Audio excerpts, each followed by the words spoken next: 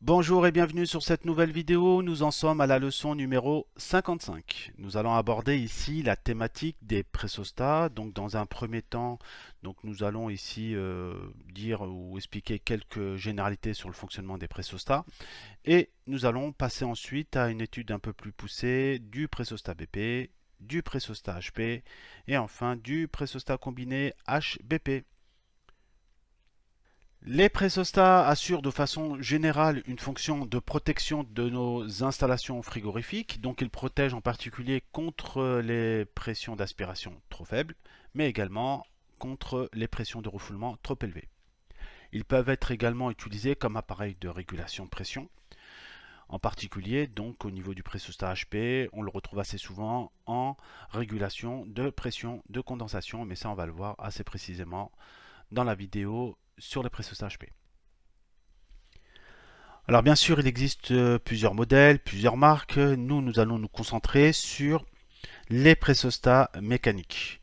Mais sachez que la tendance actuelle est de passer aux pressostats électroniques. Nous allons passer un peu de temps sur les pressostats mécaniques car ils vont faire appel à des notions quand même qui sont très importantes à maîtriser si vous voulez travailler dans le domaine du froid ou de la climatisation, en particulier de la notion de cut-in, cut-out, différentiel, etc. Alors d'un point de vue constitution, on va retrouver dans un premier temps un capot de protection qui est tenu par deux vis ici, en partie supérieure, donc on retrouve ce capot quel que soit le modèle de pressostat. Lorsqu'on retire le capot de protection, on va se retrouver en face des différentes pièces qui constituent notre équipement. Donc on retrouve ici en partie inférieure le raccordement fluidique, donc c'est ici que l'on va raccorder notre canalisation BP ou HP, donc en fonction de l'utilisation de notre pressostat. Donc ce raccordement fluidique est visible ici en partie inférieure du pressostat, donc là on est sur une vue de dessous et on voit que le raccordement est protégé avec un capuchon rouge. Donc le raccordement est visible également ici sur les photos en partie inférieure. De la même façon, on retrouve en partie inférieure le raccordement électrique, puisque le pressostat, lui, il se comporte comme un interrupteur. Donc on a des câbles qui vont traverser notre pressostat. Et donc il traverse une sorte de caoutchouc noir qui sert un petit peu d'isolant, même s'ils ne sont pas étanches à l'eau. Donc il faudra faire attention lorsque vous allez entretenir votre machine, de ne pas projeter de l'eau sur cette partie de l'installation. On retrouve ensuite une pièce très importante, c'est le soufflet. Donc le soufflet, c'est une pièce mécanique que l'on voit ici. Donc cette pièce va se déformer en fonction de la pression qui arrive ici au niveau du raccordement fluidique. Plus la pression sera élevée, plus le soufflet va se dilater, donc il va prendre plus de place et donc il va pousser le ressort qui est ici. A contrario, si la pression diminue, le soufflet va se contracter, donc il va prendre moins de place et donc le ressort va pousser vers le bas. Donc on retrouve aussi une partie très importante, c'est le bloc de contact. Ici nous avons trois bornes, la borne 1, 2 et 4. Ici on retrouve ces bornes avec le petit schéma électrique de chez Danfoss, d'un pressostat donc HP. Et on retrouve donc la borne 1 qui est le commun, donc qui est ici, donc la borne 1 c'est le commun, et on a deux bornes, la borne 2 qui irait à l'alimentation électrique du moteur, donc du compresseur, et la borne 4 qui visiblement va à une lampe, peut-être une lampe de défaut, et ça on le verra dans la vidéo qui va suivre. Donc on voit ici le soufflet, donc si la pression dans le soufflet augmente, le contact va basculer de la position 2 vers la position 4. Donc vous avez bien compris que ici l'ensemble soufflet ressort est relié à une tige ici qui sera en relation avec les deux contacts ici et en fonction de la valeur de pression qui sera réglée dans notre pressostat, et ça on va en parler tout de suite, les contacts vont basculer d'une position à une autre. Enfin on retrouve deux vis de réglage qui sont très importantes, la vis de réglage de la consigne et la vis de réglage du différentiel. On retrouve ces deux vis ici en partie supérieure du pressostat.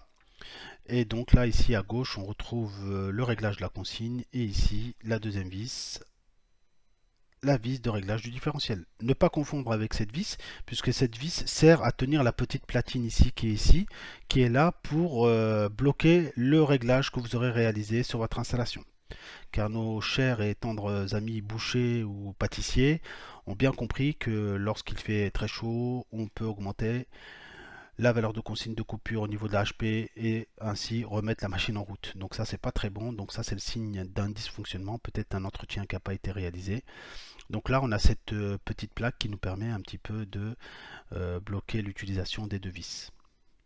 Donc vous avez bien compris le principe de fonctionnement. On a ici la pression qui arrive, le soufflet se déforme, monte ou descend. Il entraîne avec lui donc le ressort qui est ici. Le ressort, lui, est fixé avec une tige qui est en relation avec une petite cannelure qui va venir faire basculer les contacts ici des lamelles d'une position à l'autre. Donc là, pour ce pressostat-là, par exemple, on aura deux positions. La position passante donc entre 1 et 2 et la position, on va dire, de défaut entre 1 et 4. Mais ça, on va le préciser au niveau de nos prochaines vidéos. Pour continuer sur les généralités, nous avons ici une animation réalisée par Christian Lucas, que je remercie au passage. Donc ici, nous avons affaire à un pressostat BP. On le voit ici par rapport à l'échelle de graduation. On voit qu'on peut régler de moins 0,9. Donc ça, c'est en pression effective, hein, on est d'accord. Et donc, ça va de moins 0,9 à 7 bars. Donc là, on est plutôt sur un pressostat BP. Et puis pour ceux qui connaissent un petit peu les produits d'Enphos, là le KP1 c'est un pressostat BP. Pressostat HP lui va jusqu'à 32 bars. Donc retirons le capot. Alors je vais commenter un petit peu les différents éléments qui sont apparus sur l'écran. Donc ici on retrouve bien sûr le raccordement fluidique. C'est ici qu'on va brancher notre prise de pression. Généralement le tube est relié sur la vanne de service BP. Ici, juste au-dessus, mais on ne le voit pas, bon, on va dire le soufflet, le ressort, les deux vis de réglage, donc la vis de réglage du point de consigne et la vis de réglage du différentiel. Donc là, en termes de graduation, je ne vais pas trop rentrer dans le détail puisque je vais en parler juste après. On retrouve ici la tige qui va faire la liaison entre justement le ressort et puis les deux lamelles, les deux contacts. Donc ici, derrière la petite plaque, on voit la petite gâchette qui va permettre justement donc de faire basculer les contacts d'une position à une autre. Alors essayons de visualiser le basculement du contact en fonction de la pression ici. Donc là on va pas trop rentrer dans le détail, là on va juste dégrossir un petit peu pour ceux qui découvrent le pressostat. Donc là après on va rentrer un peu plus dans le détail avec les vidéos qui vont venir. Donc ici si je mets de la pression dans mon circuit, on va voir que à une certaine pression le contact va basculer. Donc là il a basculé exactement à 4 bars.